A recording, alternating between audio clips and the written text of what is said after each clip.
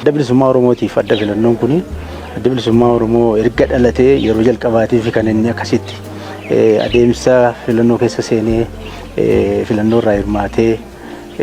uummatas kakaasee uummata sagalee akka kennatu godhee nus yeroo jalqabaatiif adda bilisummaa Oromoo bakka buunee filannoo irratti dhiyaate nuuf waan kun carraa addaati seenaa qabsoo adda bilisummaa Oromoo keessatti kun boqonnaa guddaadha jennee yaadna.